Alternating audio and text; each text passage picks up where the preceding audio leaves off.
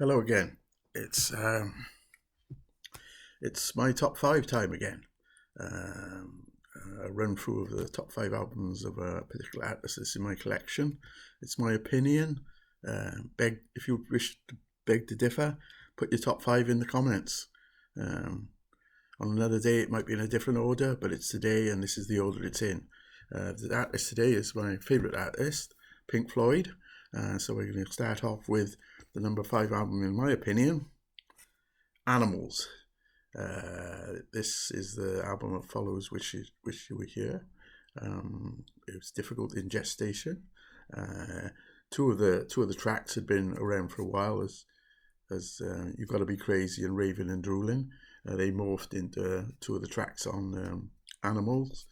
It's a strong album. It's a heavy album. I feel it's again, it's got lengthy tracks on it. Um, Dogs, sheep, interspersed with shorter Pigs on the Wing and Pigs, three different ones. And there's the classic cover picture of Battersea Power Station with uh, the pig, which is a story in itself for another day, which we may come to. So that's the number five album, Animals.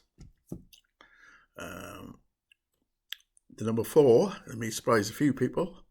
People may agree, I don't know. The Wall, a massive double album at the time. Roger Waters is, for want of a better word, takeover of the band. Was well underway by this point. He presented the rest of the band with two concepts. The pros and cons of hitchhiking was the other one, which developed into his first solo album, I believe. But the one the band picked was The Wall. It's a multimedia presentation, starting off with the album. There's a film. The concept was immense. Not the only band to do this sort of concept, of course. The Who, they never come to fruition, was going along similar, not theme, but similar grounds with the Lifehouse project, which developed into the Who's next album.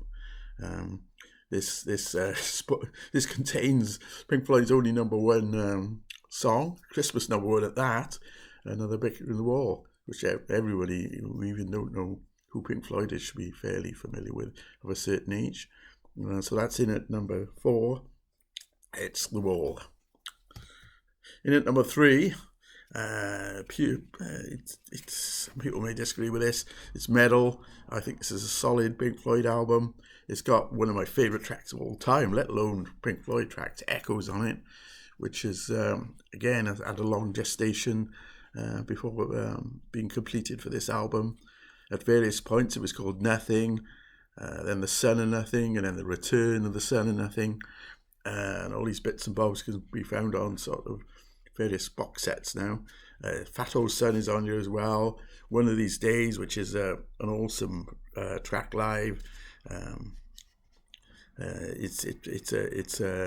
It's a progressive album, a progressive phase, if there is such a thing. So that's in at number three. That's metal. Now, as with most of these top fives I'm doing, it's going to be the one and two might be interchangeable, and this may surprise a few people. In at number two, Dark Side of the Moon, a colossal album.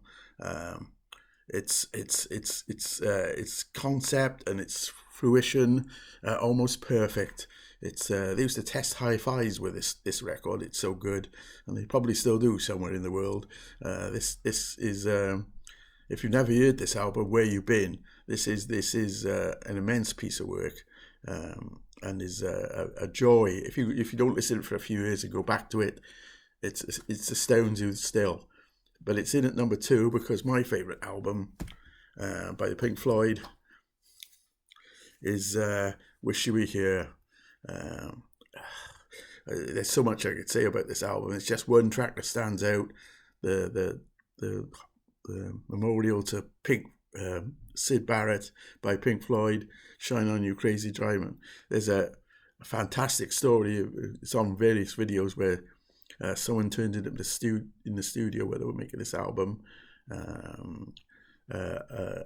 obese guy with a shaven head sat in the corner. Nobody knew who he really was, and then it clicked with somebody, and it was Syd Barrett, and he turned up in the recording of this very album, which at Abbey Road, which is an amazing story. You couldn't make that up. No one would believe you. This is the track "Wish You Were Here" on it, and "Welcome to the Machine," which is another classic. It's hard to fault this album. It's close between Dark Side of the Moon and this one, so this is a particular favourite. I think the track "Shine On Your Crazy Side" swings to it for me. That's my number one. If you got a different order, please put your top 5 on the comments. So that's it for now. Be back soon.